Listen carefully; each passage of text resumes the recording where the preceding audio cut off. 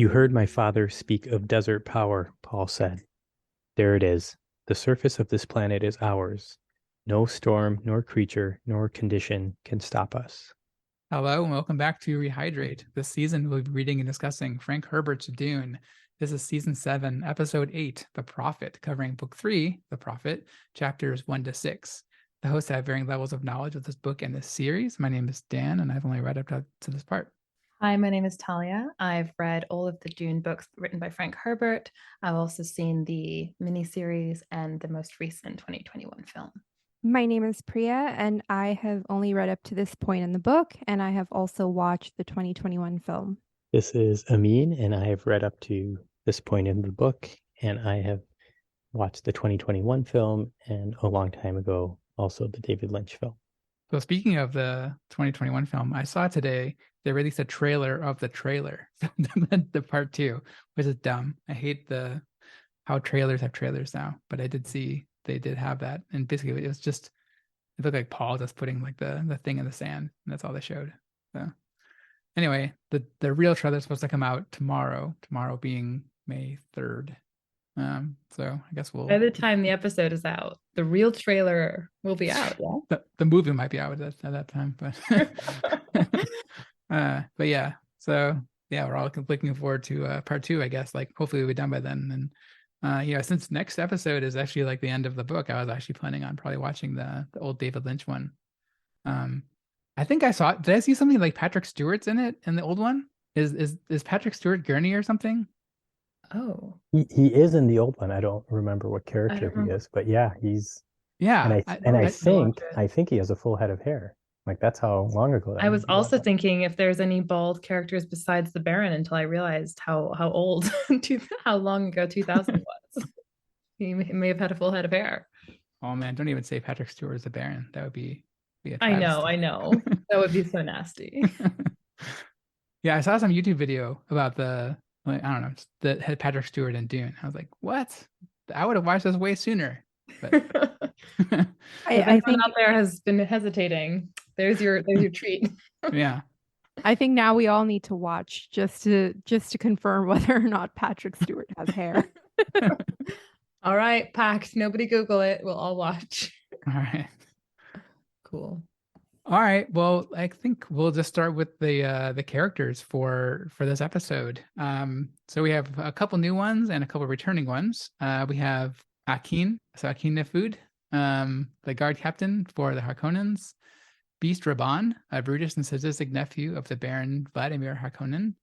Gurney Halleck, a loyal friend of Duke Leto, who has turned to smuggling since the Atreides household splintered. And Alia, Paul's sister, a preborn Reverend Mother. And we will go to Talia for the summary for this part. So, in this part, the Harkonnens have caught wind of the religious fervor spreading on Arrakis. Feyd-Rautha makes an attempt on his own uncle's life. The Baron confronts him, interrogates him about his sham gladiator act, and decides to bargain with him. He decides to let Feyd-Rautha live, but humiliates him, kills off his minions in front of him to see if he will cut his losses. The Baron omits that Hawat tipped him off, and it's revealed that Thufir Hawat, knowing neither Harkonnen will admit to having been helped, plays both. Paul, now 18 years old and father to a son with Chani, completes the ultimate Fremen test and rides a giant maker. Throughout the Fremen interactions, there are murmurs about Paul's sister, Alia. She appears as a 2-year-old child, fully replete with all the memories of her Reverend Mother, and emotionally bonded to Jessica in a way that occasionally reaches a point of telepathy. Harrah, Paul's Ganima, loves and protects the child from the fear and disgust of the Sietch. And all 3 women contemplate whether Paul, a newly minted Sandrider, will challenge Stilgar for leadership. Gurney and Paul reunite in battle with the words, "You've no need of a knife with me, Gurney." And Gurney Halleck believes he is hallucinating his dead duke. Paul vocally regrets the loss of a carryall, and Gurney fully realizes that this is not his duke, who is more concerned for his men. Chani and Gurney meet, and Gurney watches the Fremen's training combined with Paul's battle tactics into a thing of power. When ambushed by the Sardaukar concealed in Gurney's troop of smugglers, the Fremen suffer light casualties. Paul and Stilgar face each other after the confrontation with the Sardaukar and announce that although the Fremen way of succession involves bloodshed, so does the way of meeting offworlders. Long ago, Stilgar saved Jessica and Paul refuses deadly combat with him now from his own position of power. Ways change. All right, so I think this is a pretty eventful section of the book here. So maybe let's just go with initial impressions. And Amin, we missed you last week or last episode, so why don't you start? I thought this section was fine. I could see that it was all building up to whatever happens in the last handful of chapters. I guess in the first section of this, it was interesting that Hawat was, I don't know, betraying, but not sharing everything with the Baron.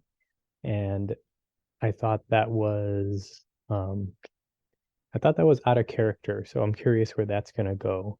Yeah, and I think the other thing that was interesting to me in the early part of this reading, and I'll talk about my impressions on the later part too, but is how much he underestimates the power of religion.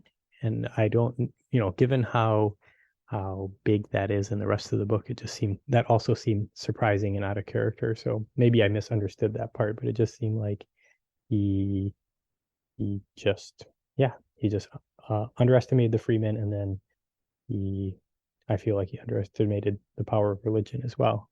I was actually surprised how much Gurney or how much how it was like cooperating with him. Like it seemed like he was like actually like trying to help him, right? Like I mean, I know it's like like a means to like probably betray him in the end, but like it really seemed like he was like trying to help him, like Yeah, but that's I agree, and that's why the fact that he didn't let him know that some Atreides are still alive was surprising, because he does seem like he's helping him in every other way.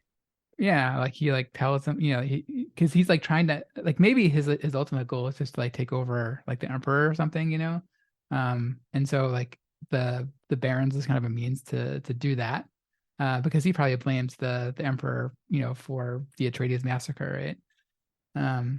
But yeah, to me like it was, yeah, it seemed like he was like overly helping more than he should, right? Like it to me like he's like a prisoner of the baron, right? You see Yeah. that what Feyd-Rautha says though too. He is telling his uncle like Hawat's a dangerous toy. Like they see, I think more in this section than ever before, how powerful Thufir Hawat is. And I think both of them, definitely the Baron, even suspect that he's been playing both of them. And also, you kind of see a little bit of his inner monologue when the Baron is talking to him, and you see that he really hates the Baron. He says that directly, and also Yeah. he says that he will, his goal kind of is to see the Baron dead. So it does seem clear to me that he's trying to um play the Baron, but in a way that the Baron does not come to know, because as we also come to see, the Baron himself has a lot of intuition and ability to almost like, it seems like he's mind reading at times. So that is kind of fascinating. And I yeah, thought like the same thing, Priya, because we see in this section, like someone's inner monologue would be like, oh, this old fool won't stop talking. And the Baron's like, you probably think I'm an old fool who won't stop talking. But and that happens, a couple times in this section, like with Jessica wanting coffee and with the Baron sort of anticipating and seeing around corners. And I think that's why we all unanimously agreed that this section should be called The Prophet, because it's obviously more than just Paul who has this kind of awareness and perception. I have to say, like the first two chapters of this reading, like the one with the Baron and then the one with a Howitt, were like my favorite of all of them. Like the stuff with I don't know, like I'm not super into the stuff with like Jessica and like and that part of it, and like the Paul stuff is like it's all right.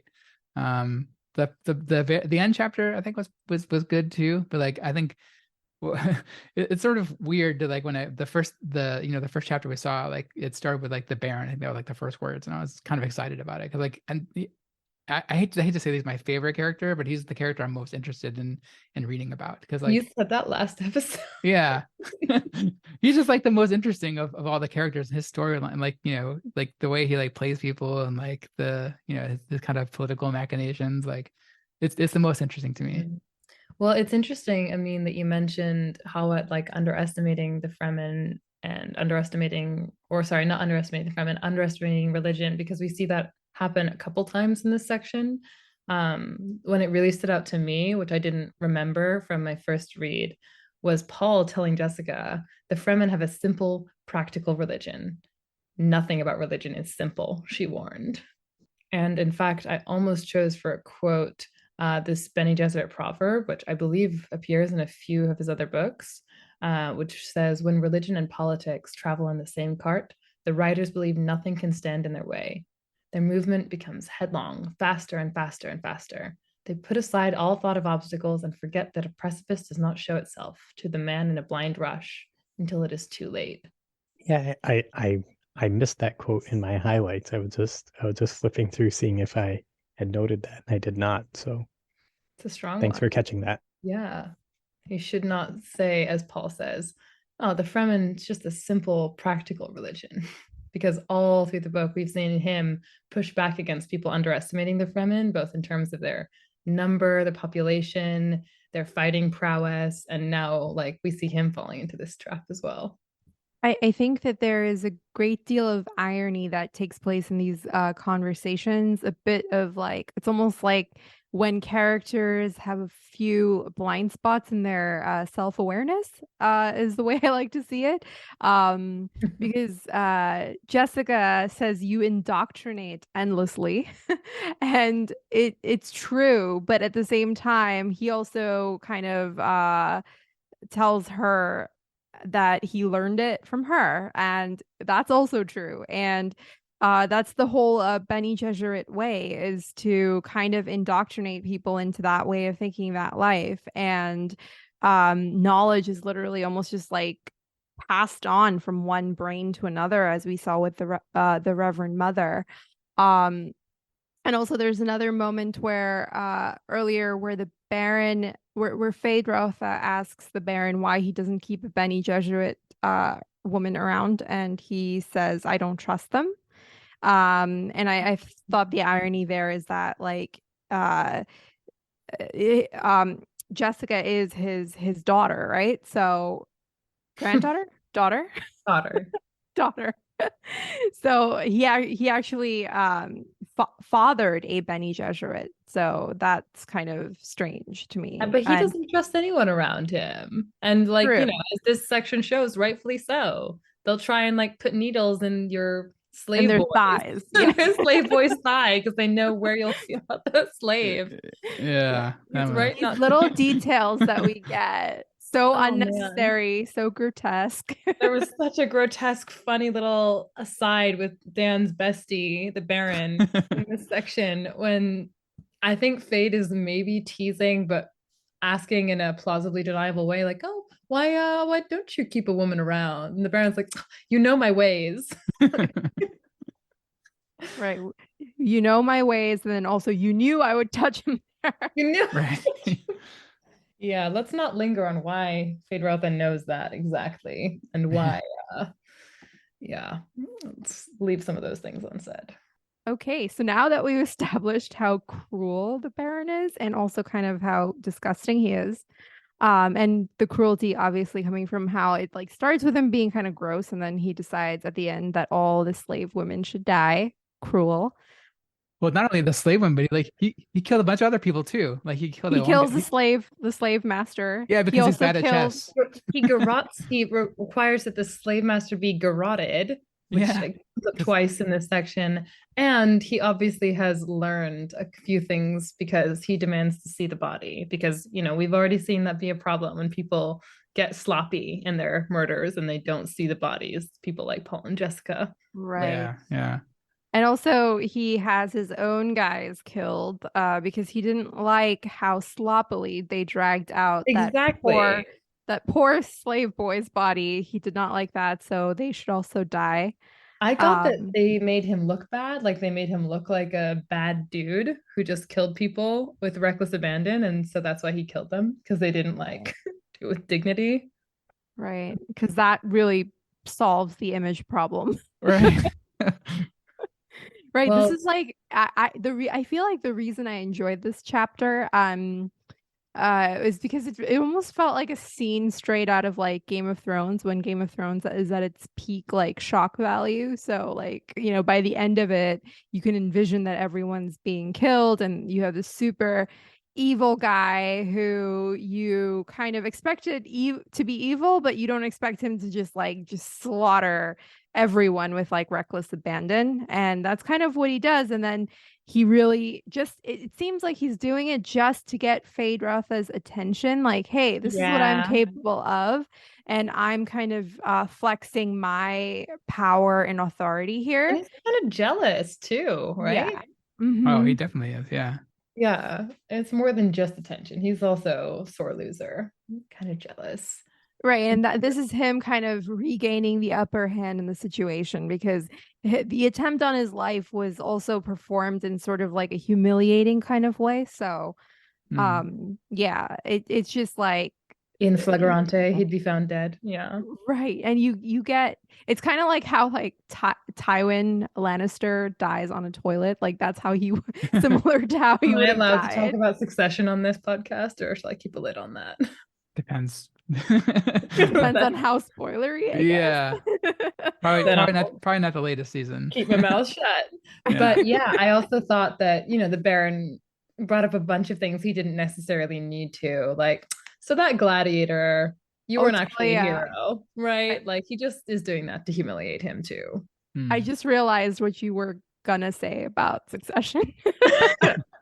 I have nothing to say, except for Priya, when you were talking about the Baron killing off all of these men, I wanted to point out a bit of nuance. It's not actually all of them, it's not everyone with no people to tell the stories, no survivors. In fact, I think it's critical that there are survivors. That's what Hawat and the Right. Baron are talking about, that the people who get through this brutal, brutish regime consider themselves elite, and they sort of do some of their own mental programming and say like, well, I've survived being around the Baron, I must be like the best attendant ever. And that's hinted as that's how the emperor gets this fierce loyalty from the Sardaukar. There was also a reveal, semi-reveal, depending on how perceptive you are. It was a reveal for me. All the Sardaukar are like recruits from the brutal conditions of Seleucus Secundus. If you can survive the prison planet, like, you might be worthy to defend the emperor. And they think of themselves as the best of the best because probably a lot of their brethren die around them all the time. Yeah. And I agree. And also Hawat kind of hones in on this little detail that you just mentioned here, because he says, I think his tone upsets the Baron at some point, and he kind of, he's kind of like, careful there, and he's like, I know you won't waste someone who's actually useful to you. But yeah, Dan, you saw that too, like the way that Frank Herbert is making this point about human nature. And I think that's a theme he likes to talk about, like the fact that we program ourselves through these circumstances. Yeah, I mean, he also said like, yeah, oh, you might have killed like 5,000 Fremen or something, but that just weeds out the weakest among them, right? And like only the strongest are left who didn't get killed. So like, it's a constant like theme throughout this chapter. Right, like you've bred them to escape you. Right?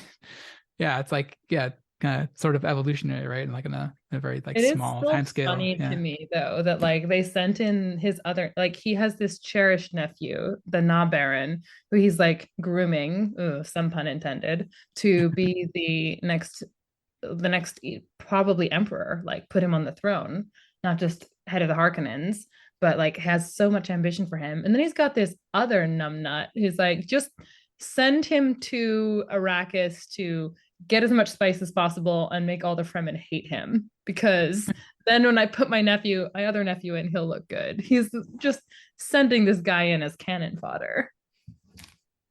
I got kind of the impression like when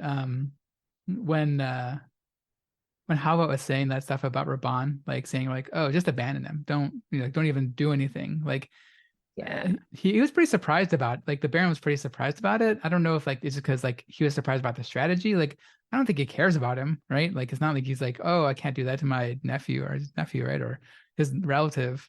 Um, I don't know, like that his reaction to Hawat saying that was sort of surprising to me, because normally he just, to me, like, he wouldn't care, like, oh yeah, cool, I'll do that. To me, it just seemed like he was kind of mulling over like whether this would strategically work or not. Yeah, It maybe. didn't seem like he actually cares about his nephew. No, I don't think he does. Yeah, I mean, like, maybe it's just like he was surprised that he didn't think about that, that like he, because he considers himself, and he seems to be pretty good at strategy, right? And so like maybe he's actually seeing the use of Hawat there. And he's also in that moment thinking like in terms of like strategy, he's not only thinking of the advice that Hawat is giving him, he's also thinking like what is Hawat's end goal? Like what is his play for his own personal schemes? So he's fully aware all the while that like he does have like his own self-interests at play, or I guess like his goal towards revenge. And he seems to consider like every angle that a person could possibly think of in the scenario. So it's interesting to see in these chapters like the characters kind of inner dialogue written out, because it's always helpful in a conversation when you're given a little bit of what they're thinking.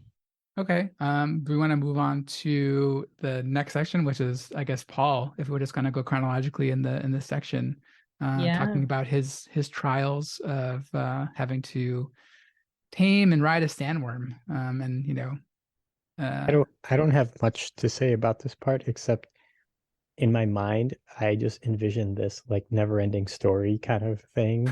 It was almost comical that this whole riding worm thing is a thing, and I could not take it seriously in the slightest. So I read this part twice, and like one thing that was not clear to me is like, so like Paul gets on the worm, right? And like he puts his hooks into there, and he gets on there and he starts riding it. But then like, are the rest of the Fremen on the same worm after that? Or they have on different worms? Like They're on the it same seems like worm. they're just chilling on the worm and like talking about like where they're gonna go Yes. next. Oh my God. Like, I'm so glad you guys said that because I couldn't take it seriously either. Because, first of all, like, it seems so hard and so difficult and strategic to like mount a sandworm. And then Yeah. suddenly everyone else is like already on it. And like, Well, that's on purpose though. Like this is child's play for them. It's only right. scary and dangerous to no, off-worlders. but didn't they say that this was the biggest worm anyone's ever ridden? Yes. But then Stilgar's like, Blah blah well, you blah. didn't ride it very well, or whatever he said. Oh yeah, I love the way Stilgar schools him. He's like, Yeah. well, Paul's like on top of the world. Like, oh, I better not be like one of those young brash men because I feel like I could turn handstands. Like I'm top of the world, literally. And this is the biggest sandworm. They're gonna write new legends. And Stilgar's like, that was sloppy. And you left drum sand over there, and you didn't appoint a second in case you died. Like you screwed it all up. I thought that Right. was brilliant. There's so much shade being thrown. Like he's even like, we typically start this when we are 12 and you're 6 years older than that. So Yeah. like no one really cares to see like, how well you do this. Like you don't have to prove anything. You just have to like survive this. And then he does it. And then he's like, Said oh with yeah, tenderness though. didn't do a great job with that.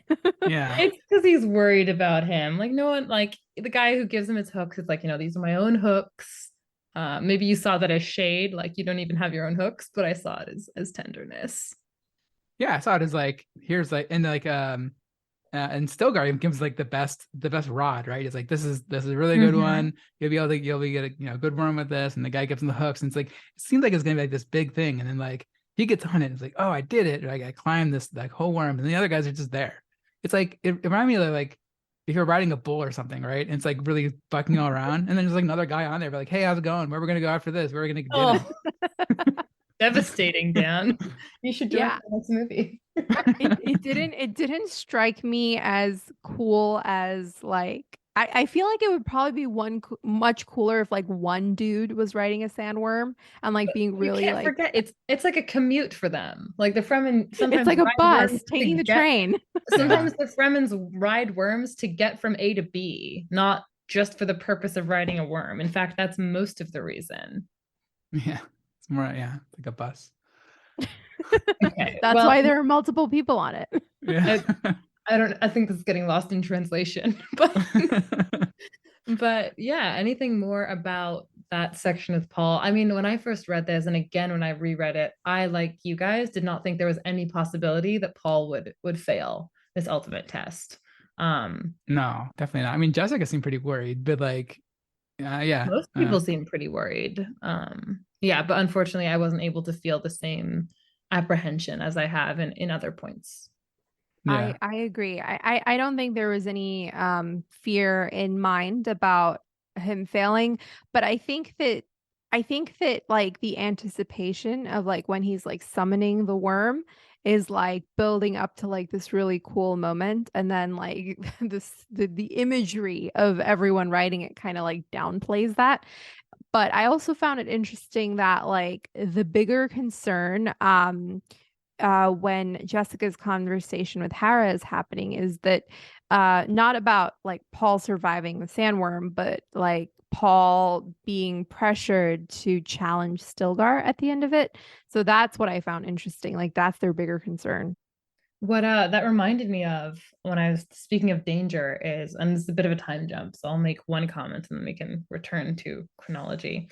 But when Paul and Gurney meet, and there's sort of this reveal of, Fremen leaping out from everywhere, and then Paul like sniffs the air, and Cheney immediately says like the wind has changed, and all the Fremen start moving, and that's something that Gurney notices. He's like, when this worm came, no one batted an eyelash. Like the thing that the worm was pretty much ignored, and they have this intense fear of the wind because they know it's, telling them about a storm that's a lot more dangerous than a worm, which, this sounds blasphemous, but it's the bus. Like it's not a thing to be feared if you're a Fremen. Right. Yeah, that was interesting to me too, because I think in that moment it establishes even further that the worms are not really a, a source of fear for them. Like they've conquered the worms in a sense, and In a they sense, yeah. right in yeah, not just in a sense, they really have conquered the worms. But I think it's also saying something that they still seem to have tremendous respect for the worms. They call them makers, and By they Harud, yeah. yeah, and they don't like it's a thing to be respected as like the force of nature that it is, but it seems more and more apparent when you have moments like this that really they're more afraid of their environment, like the atmosphere and the way that it treats them, like the fact that like water is a scarcity because of the atmosphere, because of the environment, and also the fact that these storms are a thing that's caused by the environment. Like these factors seem more outside of their control that they That haven't definitely yet been able to motivates them. conquer. Like, they denied Right. us the Hajj, like they took us from paradise. That's, yeah, really perceptive. So I guess we can talk a little bit about Alia, because we have scenes with her, and Ian, what is your take on Alia? Wait, who's Alia? She's the daughter of Oh, the yeah, creepy little Jessica. girl. Yeah, the 2 year The the abomination of, someone who is preborn uh, with all these memories. oh, yeah. I didn't have an opinion of. I mostly just tried skimming over all of that stuff as well. Like this whole Paul and Cheney thing, like, is very uninteresting to me. So I mostly skipped over that. You know, it's interesting you should say that, because I feel like Paul and Cheney's relationship, like the most we see of it is like in the previous section, where we saw him talking to her in this like extreme like spice induced state, and then he also starts off in this section of the book in a similar spice induced state where, and not even similar, it's like more intense because he kind of can't even locate himself in space and time. Mhm. But also they're suddenly talking in this very strange way with each other. It's almost poetic. It's a little bit flowery. It's a little bit cringe at times. Maybe that's just my opinion, but like, I mean, there's also a sweetness and a tenderness to it, but I feel like it doesn't feel earned when there's such a huge time jump because you haven't seen their relationship really evolve. And maybe that's just a me thing, but like, I think that is a thing that time jumps tend to do to us, where you have two characters whose relationship is just kind of building up to something, and then you kind of lose them, and then you jump forward to where they're already a couple, they already have a child, and you don't know the manner in which their relationship has built itself up and established itself by the time you're there. So then suddenly when you have these It's a little different bit. speech patterns with them, you're like, okay, but like what are they really like? Like what is their relationship like? And now they also have a child, and you don't, in this section, you don't really But get they to give see us anything of the Gurney child. Halleck as like an audience surrogate for that. And I think Yes, Amin is perfect in that place I because agree. Paul Yes. does this like, hey, surprise, I've been alive last 2 years and I've got a little sister and I have a woman and we have a child. And Gurney like widens his eyes. Right. Yeah. Gurney It's like really that's is his us. acknowledgement. It's like, all right, I thought that you were dead, man. And so that's why, because I think Paul even has the nerve to ask him, like, why are you with the smugglers? And he's like, because I thought you were dead. Just, Yeah, he said like there's like that's his only way to revenge, right? Was to use the smugglers to get to Raban. but it also gives Gurney like greater ambition because he says that like his only goal has been to like trade his way up until he can sacrifice his life to kill Raban, take out Yeah. another Harkonnen. So now he gets to accompany the prophet and the Messiah, which I don't know if he even wants to do. Like he obviously has some reservations when he can tell how different Paul is. There's these reservations from living with the smugglers about having gone too native, and obviously Paul is very native right now, with the spice trances and a native woman and blue eyes and taking on Fremen culture, and just from no longer being recognizable to him immediately as as an Atreides, because he didn't prioritize the men. He kills and lets them die and Yeah. mocks people's death in a way that I think we're shown that the Duke Leto did not. And we also find out that, like, and Gurney Halleck also comes to find out that Paul is Muad'Dib when someone calls him Muad'Dib, and he's heard all the legends of Muad'Dib. And later, Paul reflects that, like, just as presence in a place where killing has happened attaches his name to that killing, even though he himself personally did not take a single life. And that's how legends happen. That, like, because he was there, he's the That's one who's how legends responsible. happen. And these are also the types of legends that Halleck has heard. So in his mind, Paul has become even more something that's a far departure from the Paul that he knew, because these legends have informed in his mind who Muad'Dib is, and now he finds out Paul is Muad'Dib. So it's really a lot to process for someone who's just reuniting with this person who was to him a child before and is now a man, and a completely different sort of man. But like, coming back to Alia, it's interesting to me that we get so much of Alia in this section, but we don't see Paul's son at all. So given that Alia is 2, as they say, there's not much younger that Paul's child can be than her. Yeah.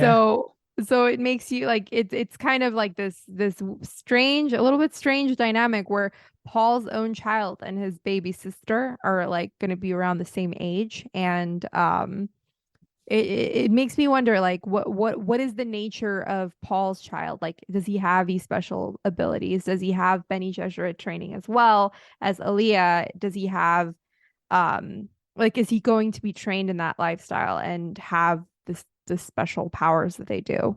Just a tiny note that Gurney had to learn that instead of there was being zero Atreides, there's actually 4. Surprise. Right, yeah. There's so many Atreides he hadn't accounted for. Yeah, I mean that'll be an interesting relationship between the two of them if we see it in this book, which I don't know. Also, you Yeah. get like a chilling reminder that um that Gurney still believes and is under um the false idea that Jessica is a traitor, and he also has this like revenge fantasy against her. So it's very strange because now with the Duke dead, there's no one else who knew about, like, there's no one else in whose mind the idea was planted that Jessica was a traitor, except for I think Hawat was also told the same Yeah. story. Yeah, I think Hawat But even says that in this yeah, chapter. Yeah. which is kind of weird because like, shouldn't he be a mentat and know better? But Yeah, the Baron, the Howard is congratulating himself like the Baron confessed he put Jessica up to it. Just Yeah. accepted. But I think it again shows the just reliance that this society has on people as thinking machines because even when Hawat is showing the Baron like, okay, so the Beast Raban like spent 30,000 people to kill 15,000 people. Look at the numbers. Think about the numbers. And he's like, that's your job. You're a mentat. Like, I'm not going to think about these numbers. Tell me what they mean. And if Howard's getting bad information in, maybe all he can do is make bad conclusions. I also generally tend to think that like I've been of the opinion since this book began that Hawat is not a really good mentat. That might just be me, but Shots fired. he doesn't seem that good at his job to me. I mean, the Baron certainly misses Peter. Right. I don't know why though. R.I.P. Like, yeah, I mean, maybe Peter was easily Peter ever do manipulated or except for something. die. Yeah, he just got hit with poison, right? Any idiot can do that. And he should have known about it, right? He was a mentat. Right. He should have known for himself and his master, but he didn't. Yeah. And I think Howard does a great job, but I love the difference of opinions on Rehydrate. I guess we kind of jumped around a little bit. We have the whole chapter with the relationship with Jessica, Alia, and was it Hannah, right? Or is it Harrah, yeah. Harrah, sorry. Yeah, that's a pretty interesting relationship between the three of them. And it's also weird, like they're trying to like keep it secret, like that she has like all these powers, like that Alia like has all this like knowledge, but I don't know, it seemed like kind of obvious. Like it seems like she's like pretty mature for like a 2-year-old, right? She's like The going Fremen around are like talk. superstitious, Yeah. like it's Well, they say sometimes they want to exorcise the demon out of her or something, right? yeah. Yeah. This is gonna be pretty creepy to film, is all I was thinking. Like, What, a 2-year-old twitching one muscle behind their eye? yeah, and like a 2-year-old just like talking in like coherent Oh, I sentences, hate when they do that. all Oh, the while having a baby, like a baby lisp at the don't same Yeah. they time do that that in they, horror movies? Oh, yeah, it's no, like I horror understand the movie Fremen. 101. The Fremen are right.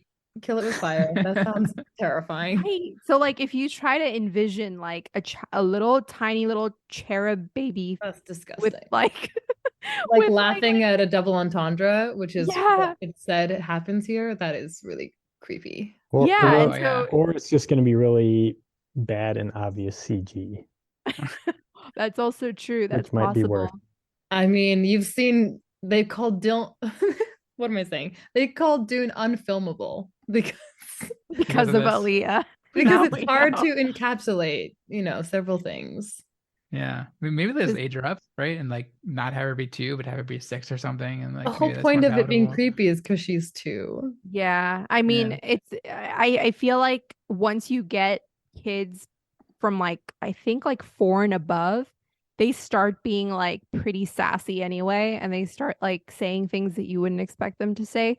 So it doesn't strike you as that odd, but But like 2-year-olds are innocent, Priya's saying. And then Yeah. 3 and up 2-year-olds are is a not menace. innocent. We went through the terrible twos and it is still fresh in my mind, but all these years later. But like at 2, they're not really making a lot of sense, is what I remember. Yeah. Much They're less not making comparing puns. babies to like, yeah, other babies that are born like 50 years ago, or whatever it was, right? Saying like, oh, this baby Right. reminds me of this other baby. But it's funny What? because it's totally like a kid thing. Like, oh, why did you say that? Because it was true. I'm like, Right. well, it was wildly inappropriate. Like, Alia's we'll see what happens to her. I mean, it's seen that in several of Paul's visions, she's like alive and walking around. So there's definitely futures where they don't like murder her. Also, does it strike you as a bit odd that Jessica just kind of like sends her to sit in on conversations and just like report back to her? Like, go sit in on that It's like a conversation. spider in this one, like sitting Yeah. at the center of her web, like flicking all these information neurons towards her, like, oh, coffee over here, got my spy over here, Harrah is over here. And like, even Harrah having this discussion with Stilgar's wife, like they have their own agreement about what will happen to them. And Jessica's privy to that. And I think that was the sort of the point of Harrah's last comment when instead of going deeper into talking about Alia, she's like, you have too many people stomping through here. Your rugs are all dusty. And it's true. Like Jessica's being fed information from like everyone coming to her. I also kind of found myself intrigued at this point by Hara's character because you kind of see her taking this child on Mm. as like almost her own. And she seems to have a genuine care for the child's well-being. And it doesn't bother her that the child is weird. It bothers her that other people are finding the kid weird, and they're all saying like, oh, you need to perform an exorcism on this child. And I think she genuinely worries about Aaliyah's safety because the Mm. other people, the townspeople, they find the child weird and don't want her around. So Harrah redemption arc. right, like But that's what it's she admired in Jameis too. She tells Paul, like, he never like he treated both of my kids like they were his own. And so right. she has those qualities in herself too. That's a good callback. Yeah. So you really see a little bit more of her character develop and how she's allied herself, like genuinely, it seems, with Jessica and Aaliyah. And This whole she see, section's full of callbacks. Like yeah, that's I sort of phrased it a little bit in the summary, but there's this recognition that Stilgar saved Paul and Jessica, and now Paul and Jessica have the ability to save Stilgar and not have this power confrontation. And we see the Duke's tooth be, the downfall of, Peter and almost the Baron. And then Paul's educating, Gurney's men, saying like, watch out for the Sardaukar because like their toenails, fake toenails, their teeth, fake teeth, their hair, like you can use it to choke someone out. So watch out for the anatomy. These lessons that, weren't learned earlier are being taught again. yeah. I'm glad you mentioned that Paul kind of chose differently in that moment than to challenge Stilgar. And it almost seemed to me like Stilgar had been on edge all along up to that point because Mm-hmm. he was expecting to be challenged, and then Paul chooses differently. And I thought it was a really endearing moment where he said, like, Oh, you I've read that so differently. really, Go the on. only Yeah.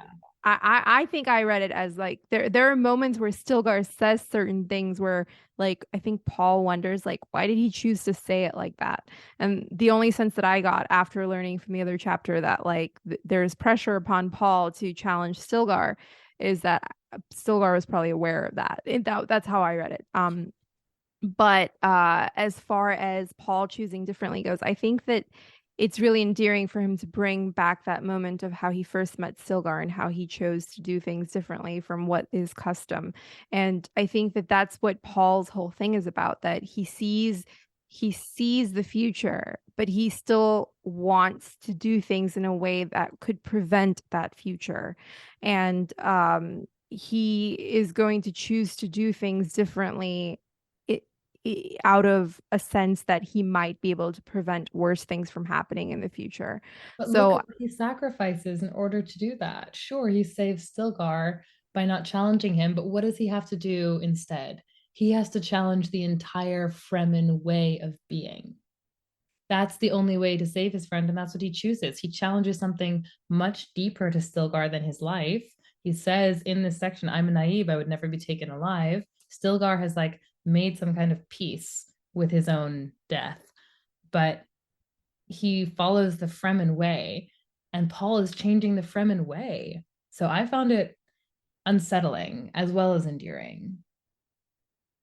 I think there's definitely like an unsettling quality about it for sure, because people don't take well to change, but that's not to say that certain customs should not change. I mean, who's to decide which customs should change? That's a fair argument.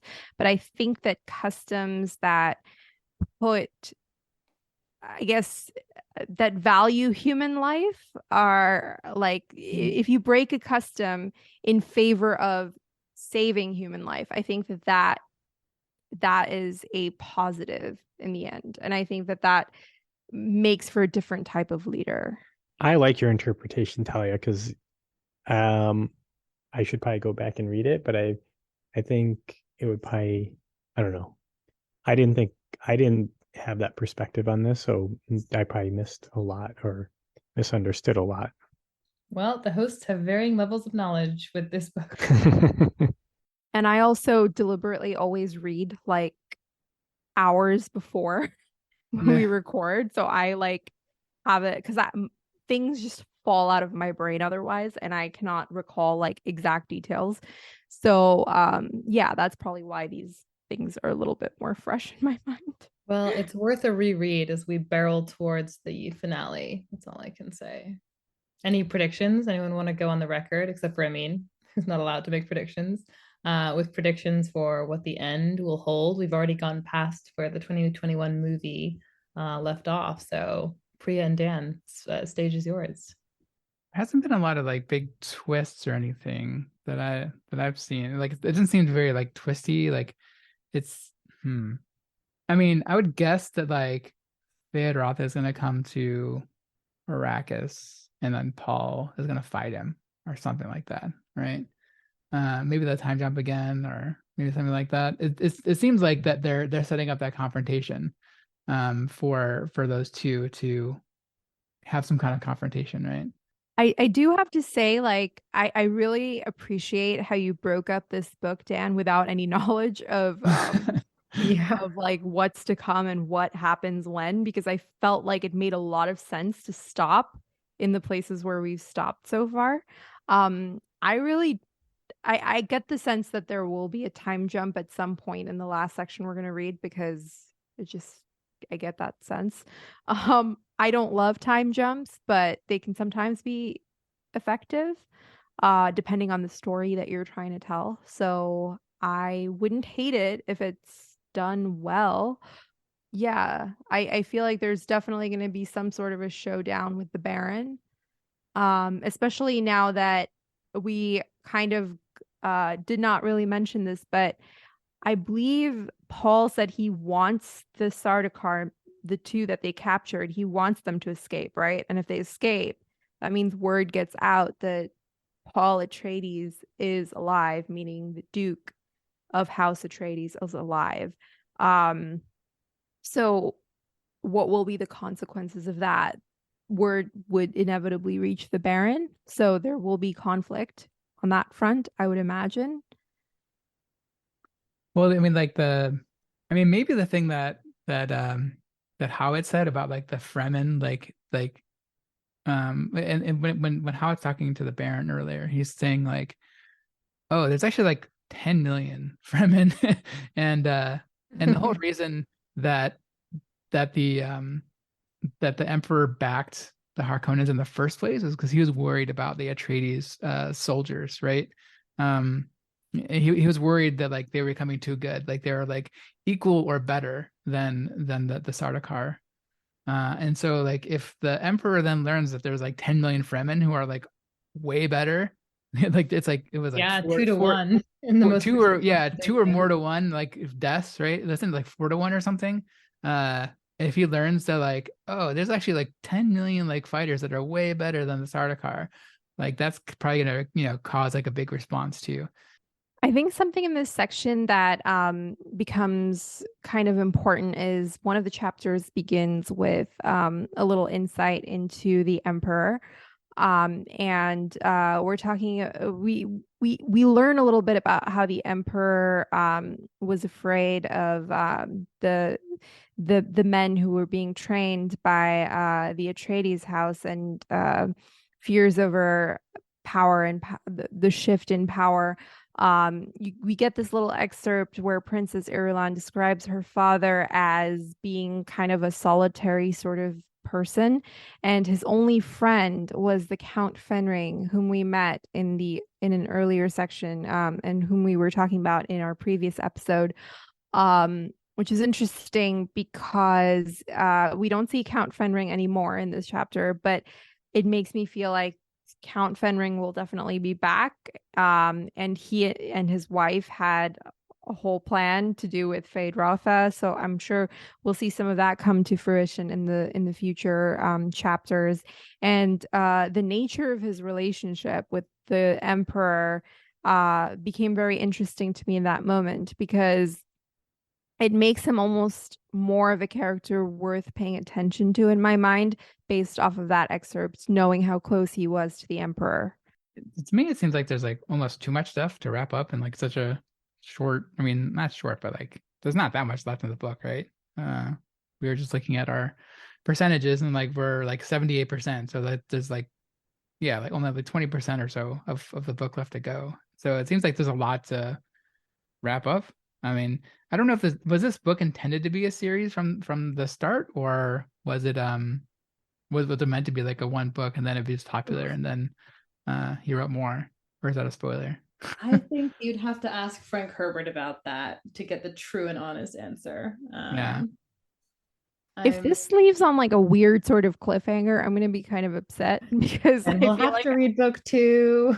I invested too much. Yeah. And too many months of like prolonging this. It just ends like Lost, guys. Don't worry about it. Oh no. Okay. Well, we can have a whole podcast talk about Lost, because I'll defend it. But Lost kind of lost me like a few like episodes in, but I've never seen it, so I can get us fantastic guest stars. If we want to do a Lost podcast, I can get us guest stars with strong opinions. I have very strong opinions about Lost, but Good. yeah. Because I don't have any strong opinions about Lost or Game of Thrones. When you guys go off on that, Oh man. I just wait for us to come back. I mean, we could probably do a whole season on like the final season of Game of Thrones and how expectations were not met. So Yeah. We would be the first to do it too on the internet. No one's done that before. no one's ever talked about how much they hated the final season. No Yeah, one. it's Until- weird. Okay. Yeah. We have a finale to get to. We are rushing towards it, like politics and religion rushing together in the same cart. We have Yes. information from the Princess Irulan, who we have not seen. We've heard from Count Fenring, and we finally met him, and then we hear about him again. So he's sort of sandwiched in our awareness. And we have a whole bunch of visions, which may or may not come true, but there's some sort of climax waiting for us in the finale. I really like that, sandwiched in our awareness. I feel like a lot of the characters themselves must be feeling that things are kind of sandwiched in their awareness, like Paul, for instance. I do make words together for a living, so thank you for appreciating them, Priya. Well done. Applause. Yeah, thanks for listening. Please check out rehydrate.space for release episodes and reading lists. Leave comments by emailing us at rehydrate@fastmail.com, on Twitter at rehydratepod, or on Mastodon at rehydrate@mas.to. Please join us next episode for the season finale, season 7, episode 9, covering book 3, The Prophet, chapters 7 to 12 of Dune by Frank Herbert.